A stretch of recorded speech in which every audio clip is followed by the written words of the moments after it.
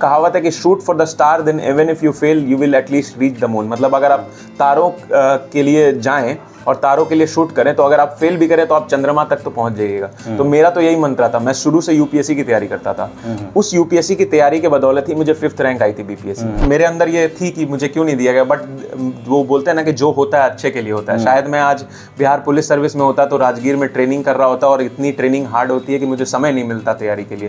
तो मैं तो यही मानता हूँ कि भगवान जो करते हैं अच्छे के लिए करते हैं। आपका अगर पोस्टिंग होगा, लबासना के बाद जाएंगे वहाँ पर, जहाँ भी जिस स्टेट में जाए, क्या प्रायोरिटी क्या रहेगा आपका काम करने में? कोई भी समाज के उच्च वर्ग से अगर कोई लोग मुझे मिलने आएंगे तो शायद उनका कोई नुकसान नहीं होगा, लेकिन समाज के जो निचले स्तर से जो वर्ग के व्यक्ति आएंगे, जो अंतिम पायदान पे बैठे हैं, मुझे पता है कि अगर वो मुझसे मिलने आ रहे हैं तो अपनी एक दिन की दिहाड़ी छोड़ कर आ रहे हैं। अच्छा सिद्धांत, ये कहाँ से आया सिविल सेवा में जाने का? आपके पिताजी भी बिजनेसमैन हैं, हार्डवेयर का दुकान चलाते हैं, कोई और भी फैमिली में है, या फिर एक देखते हैं चार्म जो कि सब लोग देखता है सड़कों पे अफसरों का? समाज सेवा में एक योगदान सिविल सर्विस का भी होता है और काफ़ी हद तक होता है ग्राउंड लेवल पे। तो फिर मैंने सोचा कि अगर एक नॉर्मल तरीके से तैयारी की जाए और एक बार चांस दिया जाए तो इसमें कुछ बुरा नहीं है। और फिर मैंने सोचा कि आईएएस या आईपीएस बनकर कुछ। फ्रैंकली बोला जाए तो मेरा मेंस एग्जाम काफ़ी अच्छा गया था और इंटरव्यू भी काफ़ी अच्छा गया था। तो मुझे ये पता था कि रैंक लिस्ट में मेरा नाम होगा, लेकिन 114 होगा या कितना रैंक होगा इसकी आशा मैंने नहीं की। सेकेंड अटेम्प्ट में इंटरव्यू तक जाकर भी सफलता नहीं मिली तो बहुत निराशा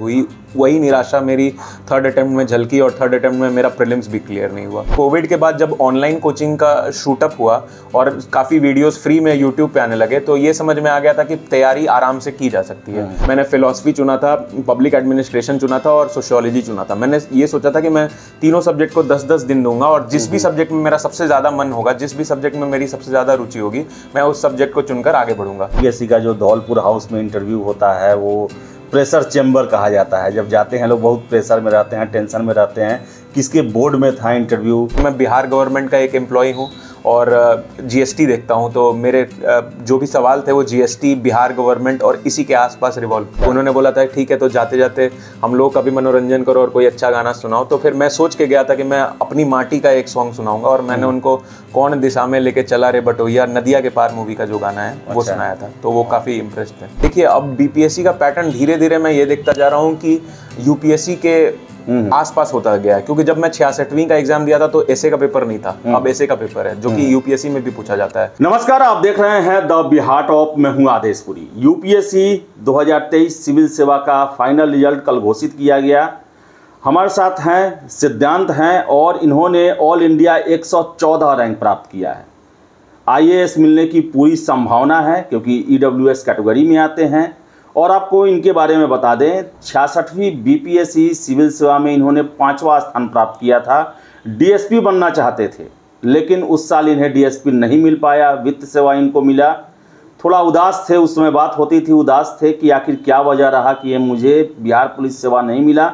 लेकिन मुझे लगता है कि उस समय इन्हें बिहार पुलिस सेवा नहीं मिला, अच्छा हुआ कि कम से कम तैयारी कर पाए ये और सिविल सेवा में यूपीएससी निकाल के आईएएस बन गए हैं। सिद्धांत जी से ही बात करते हैं। सबसे पहले सिद्धांत, बहुत बहुत शुभकामना आपको इस उपलब्धि के लिए जी। थोड़ा अपने बारे में बताएं। और सबसे पहले ये क्वेश्चन कि कल सोचे थे आप कि 114 रैंक आईएएस हम बन जाएंगे, इंटरव्यू दिए थे उसके बाद से क्या 114 रैंक को लेकर आपने आशा किया था? जी, अगर फ्रैंकली बोला जाए तो मेरा मेंस एग्जाम काफ़ी अच्छा गया था और इंटरव्यू भी काफ़ी अच्छा गया था। तो मुझे ये पता था कि रैंक लिस्ट में मेरा नाम होगा, लेकिन 114 होगा या कितना रैंक होगा इसकी आशा मैंने नहीं की थी। अच्छा, पहला चॉइस कौन सा है आपका? पहला चॉइस तो आईएएस है और दूसरा आईपीएस है। अच्छा, आईपीएस है।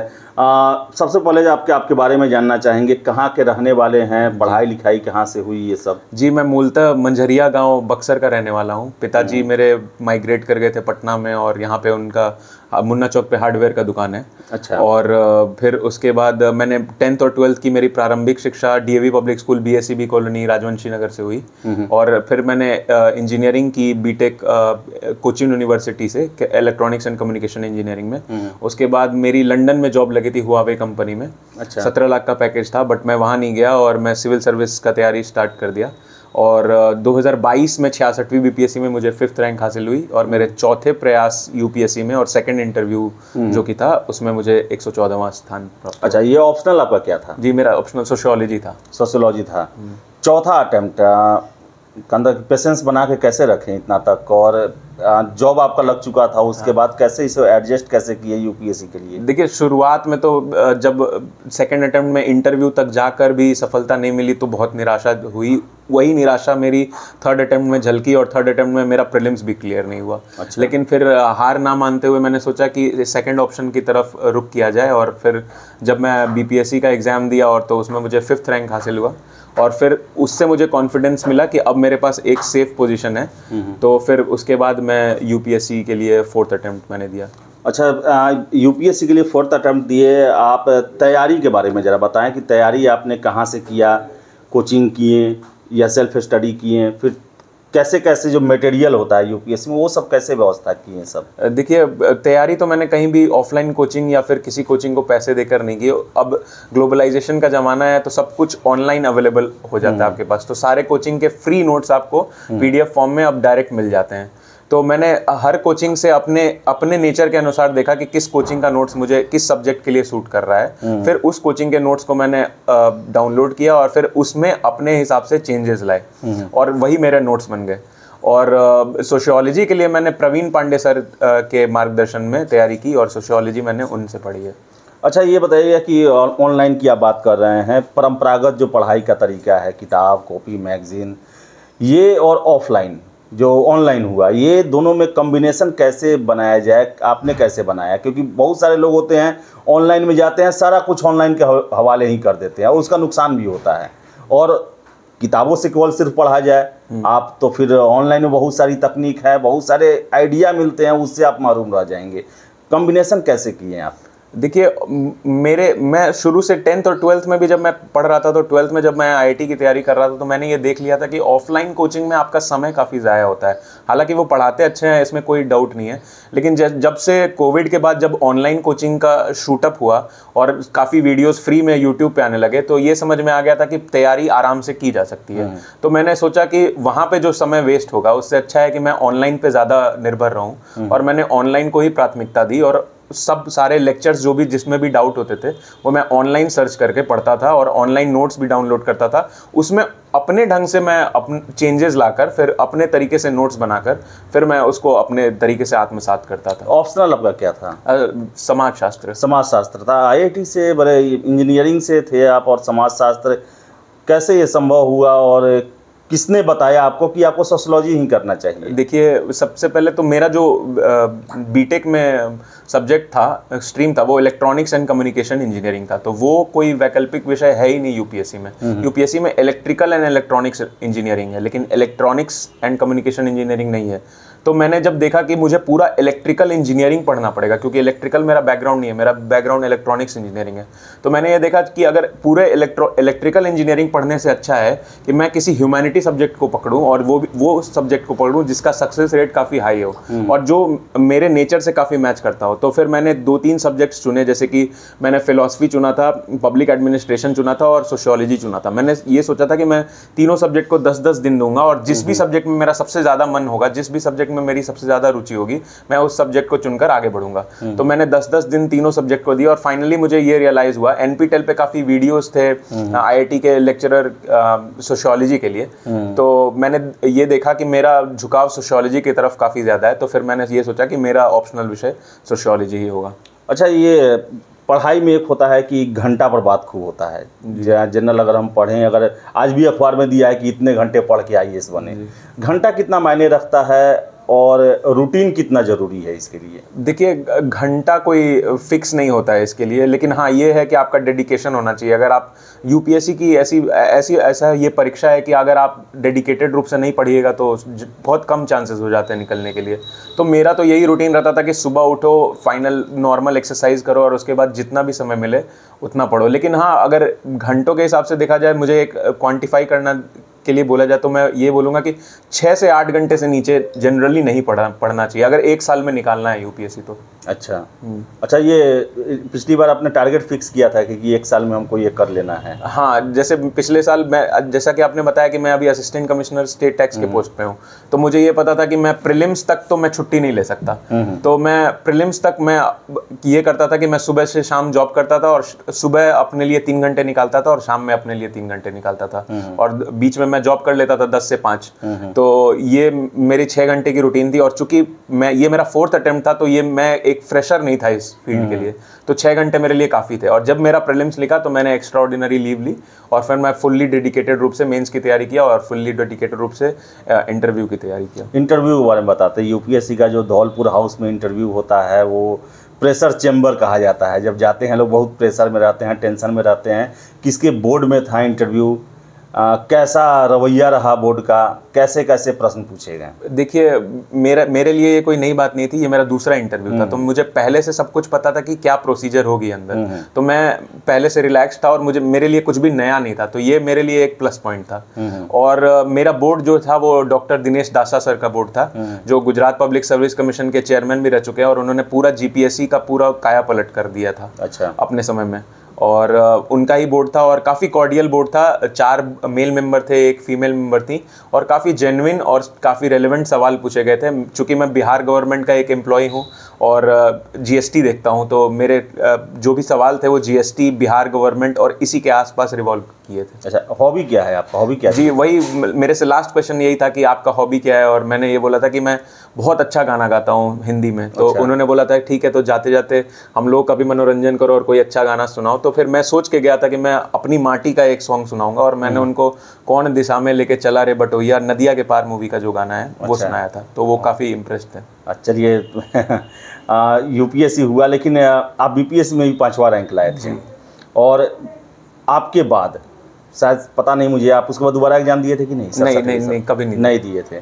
बहुत कुछ बदल चुका है। हाँ। देखे भी होंगे आप। बीपीएससी में भी एक बहुत बड़ा चेंज लाया गया, बदल के रख दिया गया अतुल प्रसाद जी के द्वारा। क्या कहेंगे? 70वीं एग्जाम है, आप चूँकि 66वीं में 5वां स्थान लाए हुए हैं, उसके लिए स्ट्रेटजी कुछ छात्रों को बताएं कि कैसे कैसे करें आप कि बीपीएससी भी आप आराम से निकाल लें। देखिए, अब बीपीएससी का पैटर्न धीरे धीरे मैं ये देखता जा रहा हूँ कि यूपीएससी के आसपास होता गया है, क्योंकि जब मैं 66वीं का एग्जाम दिया था तो एसए का पेपर नहीं था, अब एसए का पेपर है, जो कि यूपीएससी में भी पूछा जाता है। साथ ही साथ वहाँ पे ऑप्शनल हटा दिया गया है बीपीएससी में, तो ये बहुत अच्छी बात की गई है कि सारे ऑप्शनल्स को हटाकर सब पैरिटी एक तरह से ले आई है। और जहाँ तक तैयारी की बात है, तो मैं यही बोलूँगा कि जैसे एक कहावत है कि shoot for the star, then even if you fail you will at least reach the moon. मतलब अगर आप तारों के लिए जाएं और तारों के लिए शूट करें, तो अगर आप फेल भी करें तो आप चंद्रमा तक तो पहुंच जाइएगा। तो मेरा तो यही मंत्र था। मैं शुरू से यूपीएससी की तैयारी करता था, उस यूपीएससी की तैयारी के बदौलत ही मुझे 5th रैंक आई थी बीपीएससी में। तो यूपीएससी की तैयारी यहाँ है और थोड़ी सी नीचे होती है बीपीएससी की तैयारी, क्योंकि यहाँ पे नेचुरल सी बात है, ऑल ओवर इंडिया कंपटीशन नहीं होता है, और यूपीएससी में पूरे इंडिया से आपको फेस करना होता है। तो मैं यही बोलूँगा कि अपने तैयारी का लेवल एक ऊपर रखें। जब आप एक लेवल ऊपर रखते हैं तो अपने आप बीपीएससी में आपको रिजल्ट मिलेंगे। और जहाँ तक बात है बीपीएससी पॉइंट ऑफ व्यू से, तो आपको यूपीएससी के साथ साथ बिहार को भी बहुत फोकस करके चलना होगा। साथ ही साथ जो भी सवाल हैं उसमें आपको बिहार रिलेटेड कुछ डेटा, कुछ फैक्ट्स डालने होंगे, ताकि प्योर लगे कि आप एक स्टेट पब्लिक सर्विस कमीशन का एग्जाम दे रहे हैं, ना कि एक जनरल पब्लिक सर्विस कमीशन का एग्जाम दे रहे हैं। कैडर चॉइस आपका क्या है? कैडर किस राज्य में आप सेवा करना चाहते हैं? और आपको जो रैंक मिला है 114, बहुत कुछ आप अपने पता भी किया होगा, देखा भी होगा, बात भी हुआ होगा। किस राज्य में आपको लगता है कि सेवा करने का मौका मिलने का ज़्यादा संभावना है? जी देखिए, मेरा पहला चॉइस तो बिहार ही है, जो कि होम स्टेट है, लेकिन इनसाइडर वैकेंसी अभी डीओपीटी पूछेगी कि कितनी होती है, तो उस हिसाब से। और दूसरा मेरा, चूंकि अब जोन वाइज बना दिया गया, तो मैं यूपी और झारखंड ले नहीं सकता था दूसरे से लेके 5वें चॉइस तक। तो दूसरा मैंने मध्य प्रदेश डाला है, तीसरा मैंने राजस्थान डाला है, चौथा मुझे एक साउथ इंडियन स्टेट से चुनना था, तो मैंने कर्नाटक डाला है, और 5वां मुझे नॉर्थ ईस्टर्न से चुनना था, तो मैंने असम डाला है। असम और मणिपुर, असम और मेघालय एक साथ है। अच्छा, चलिए अब लास्ट प्रश्न पूछते हैं सिद्धांत जी। कुछ सोचे होंगे आप, जैसे कि इंटरव्यू दे रहे थे, दिमाग में होगा कि भाई आईएएस या आईपीएस बनेंगे तो ये काम तो मुझे करना ही करना है। कल निकल भी गए, वो चीज़ दिमाग में आ रहा होगा। आपका अगर पोस्टिंग होगा, लबासना के बाद जाएंगे वहाँ पर, जहाँ भी जिस स्टेट में जाएं, क्या प्रायोरिटी क्या रहेगा आपका काम करने में? देखिए, मेरी प्रायोरिटी हमेशा से एम्पैथेटिक और जो डाउन ट्रोडन लोग हैं उनके लिए रहेगी, क्योंकि मुझे पता है कि कोई भी समाज के उच्च वर्ग से अगर कोई लोग मुझे मिलने आएंगे तो शायद उनका कोई नुकसान नहीं होगा, लेकिन समाज के जो निचले स्तर से जो वर्ग के व्यक्ति आएंगे, जो अंतिम पायदान पे बैठे हैं, मुझे पता है कि अगर वो मुझसे मिलने आ रहे हैं तो अपनी एक दिन की दिहाड़ी छोड़ कर आ रहे हैं, तो मैं उनके प्रति काफ़ी एम्पैथी शुरू से रखता हूँ, और अब मुझे देश सेवा करने का मौका मिलेगा तो मैं ऑफ कोर्स उनके प्रति मेरा फर्स्ट प्रायोरिटी होगी। अच्छा सिद्धांत, ये कहाँ से आया सिविल सेवा में जाने का? आपके पिताजी भी बिजनेसमैन हैं, हार्डवेयर का दुकान चलाते हैं, कोई और भी फैमिली में है, या फिर एक देखते हैं चार्म जो कि सब लोग देखता है सड़कों पे अफसरों का, कहाँ से आया ये इंस्पिरेशन की सिविल सेवा में जाया जाए? देखिए, मैं बचपन से काफ़ी, पता नहीं क्यों मेरे अंदर ये इंट्यूशन था कि मैं समाज से जुड़ा हुआ व्यक्ति, मतलब जब भी कोई आसपास में चीज़ घटित होती थी तो मेरे मन में कुंठा होती थी कि ऐसा क्यों हो रहा है। तो फिर 10-12 तक तो मैं इसके लिए उतना सजग नहीं था, लेकिन जब मैं ग्रेजुएशन में गया तो मैंने सर्च करना चालू किया कि क्या कर सकते हैं। तो फिर मुझे रियलाइज़ हुआ कि समाज सेवा में एक योगदान सिविल सर्विस का भी होता है, और काफ़ी हद तक होता है ग्राउंड लेवल पर। तो फिर मैंने सोचा कि अगर एक नॉर्मल तरीके से तैयारी की जाए और एक बार चांस दिया जाए तो इसमें कुछ बुरा नहीं है। और फिर मैंने सोचा कि IAS या IPS बनकर कुछ देश सेवा की जाए। तो सिद्धांत थे, और बता दें कि UPSC 2023 सिविल सेवा में इन्होंने 114वां स्थान प्राप्त किया है, और IAS यानी कि इंडियन एडमिनिस्ट्रेटिव सर्विस मिलने की पूरी संभावना है। IPS दूसरा इनका ऑप्शन है। और बता दें BPSC में 66वीं में इन्होंने 5वां रैंक प्राप्त किया था। उस समय थोड़ा इनको मायूसी हुआ था आपको उस समय? थोड़ी देखिए, मेरा फर्स्ट चॉइस उसमें बिहार पुलिस सर्विस था, जो कि मुझे दिया नहीं गया था। अब आप देखिए कि UPSC में मेरा सेकंड चॉइस IPS था, और मैं फुल्ली मेडिकली फिट हूँ उसके लिए। तो मेरे अंदर ये थी कि मुझे क्यों नहीं दिया गया, बट वो बोलते हैं ना कि जो होता है अच्छे के लिए होता है। शायद मैं आज बिहार पुलिस सर्विस में होता तो राजगीर में ट्रेनिंग कर रहा होता, और इतनी ट्रेनिंग हार्ड होती है कि मुझे समय नहीं मिलता तैयारी के लिए। तो मैं तो यही मानता हूँ कि भगवान जो करते हैं अच्छे के लिए करते हैं। अच्छे के लिए ही करते हैं, लेकिन उसमें काफ़ी मायूस थे, और इनका पुलिस सेवा में जाने का काफ़ी शौक था, और भगवान ने उससे बढ़ा दिया। IAS बने हैं, और हम इनके उज्जवल भविष्य की कामना करते हैं कि जहां भी रहें ये देश सेवा करते रहें। आपका क्या कहना है कमेंट बॉक्स में ज़रूर बताएं। फिलहाल इस वीडियो में इतना ही। वीडियो पसंद आए लाइक शेयर करें, हमारे चैनल द बिहार टॉप को सब्सक्राइब जरूर कर लें। धन्यवाद।